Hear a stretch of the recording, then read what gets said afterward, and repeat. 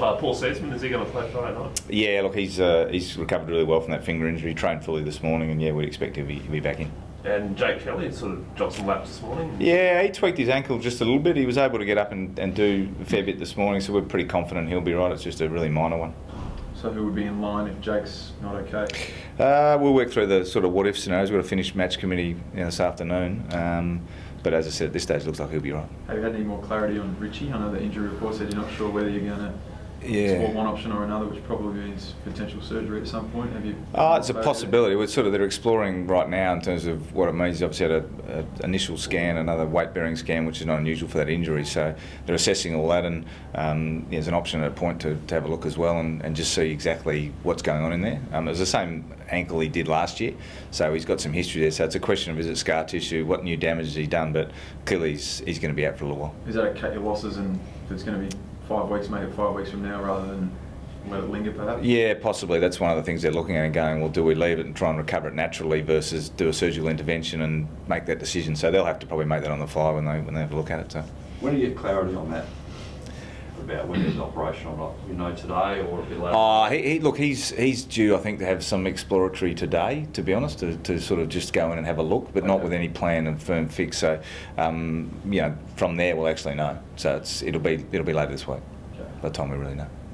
The loss of Duday obviously is a bad one for the club. Yeah. How do you replace him? Who with?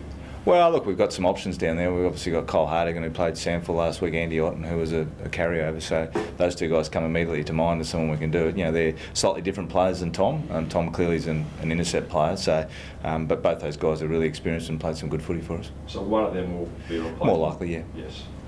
Is it a case where the system stands up more than the individual to replace Tom? Yeah, well, it's always disappointing to lose a quality player like Tom, and disappointing for him. Obviously, as a young, had a great start to his career last year, and to miss him for a season, it's going to, talking to him since the weekend, it's bit by bit, it's the reality kicks in, and then he has a surgery, and then starts the recovery, and it's a long haul back. So.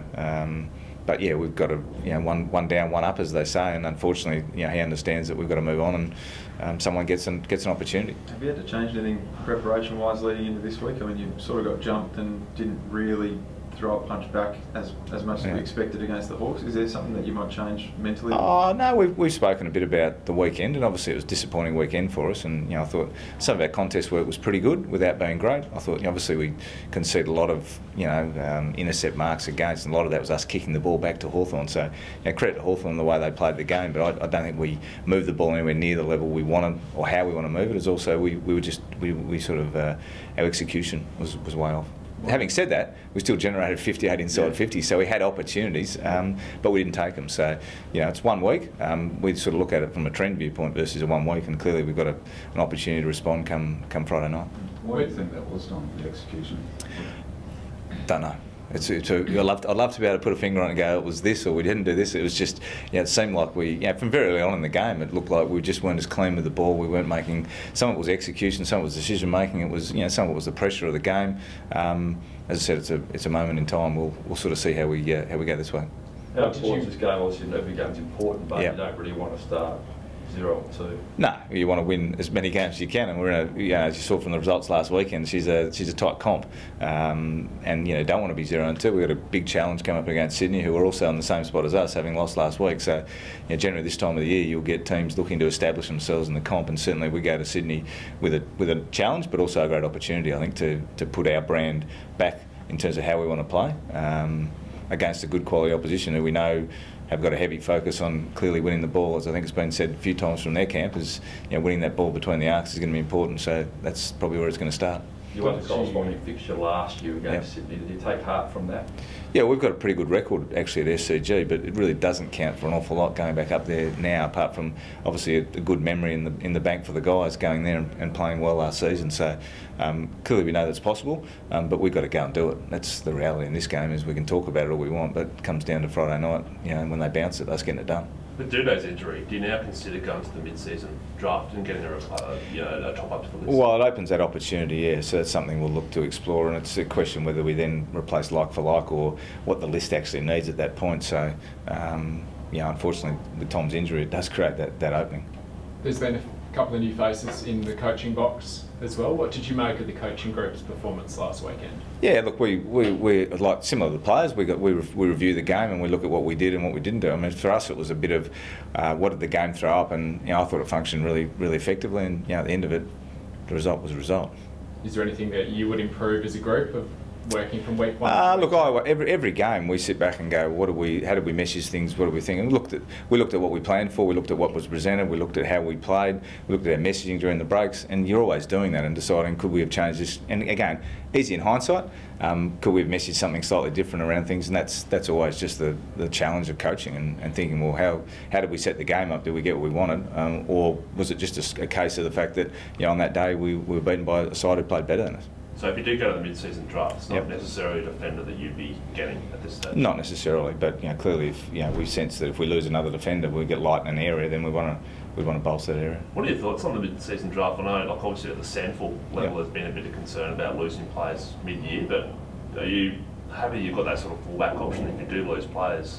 Season-ending injuries that you can sort of top your list on? Well, that's the intent of it, is actually twofold. One is to allow, obviously the AFL clubs to supplement their lists for season-ending injuries, as we've seen already with Carlton and Sydney, and now in Sydney, Kilda, I think as well with Carlisle, and now ourselves. So it's the option to do that is great. It's probably the other side of it. Look, it gives an opportunity for a young guy who might have missed out in the draft to get a chance. So if I'm a young guy playing in the Sandford or the Waffle or the VFL, I'm thinking, hey, if I perform really well and there's spots out there, I might get myself a crack at playing AFL footy this year, which is got to be great for a young guy to think his AFL dream might still be alive, even though the season's started or was about to start in the case of some of the ones that were done in March. Would you have an issue taking a player from another Sandford club?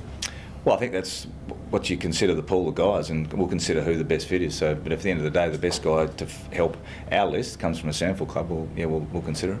How many more runs would Hugh Greenwood need to be considered for AFL selection? Well, I spoke to Hugh this morning about that, and he's pretty clear. I think he needs at least one. Having done. As I said, probably only 4 or 5 weeks of genuine pre-season before games started. Just mindful of making sure that when he gets in, he's actually ready to play and stay in the team. So he's probably at least one. Galucci similar? Yeah, he's the same. He's working his way back in, which is good. So yeah, he needs another run. He's probably a bit longer. He might be 1 to 2. The game demands a fair bit, and obviously we want to make sure they're ready to come in and play and perform to the level they're capable of, but also to be able to stay there once they're in there and not be susceptible to either not being able to continue to train on and build themselves versus them coming out the back and then having to go through sort of another conditioning build-up. So those guys are both pretty clear where they're at. You okay with the turf of the SCG? Yeah, look, I'm led to believe. I know there was some concerns about it probably a month ago now. I think from that first rugby union game where there was chunks coming out, and I'm led to believe that the SCG and the AFL have sort of been all over that with the turf they're putting down. So I'd expect they'll take care of that, and we'll end up with a good surface on Friday night. On the AFLW Grand Final this weekend, how great is it to see the Crows doing so well? Yeah, fantastic. I mean, it's been exciting for the footy club. I mean, great. Probably over the 3 years, it's just built year on year, and the girls are playing a great brand of footy. They were exciting on the weekend. Obviously, had a really big win, and to host it at Adelaide Oval so our fans can get along, outstanding. And as a club, we look forward to it. It's great for Doc as well. Matty Clark, who's jumped into the chair there as the coach, and the girls have so far done everything right. So one more step to take, but it's fantastic. Are you considering Darcy Fogarty as a defender, or is he still more? Yeah, that's a possibility. Yeah, we think Darcy's got the, as I said previously, he's got the potential to play back and forward. That's something we'll look at. Yeah. What did you make of the impact of the rules on not just in your game but other games that you watched over the weekend? Was there a noticeable difference in what you saw from a coach's viewpoint? Well, it was interesting. The scoring was probably lower than people thought it was going to be, so it was interesting in that space. No, I think we'd sort of all adapted to it. I mean, even the rotational stuff seemed to work its way through. There was less issues with resetting players and not having players in the 6-6-6 sort of thing. The kick-in thing didn't really have a major impact, in terms of scoring from kick-ins or anything else. I mean, if anything, it's probably opened up opportunities to score back.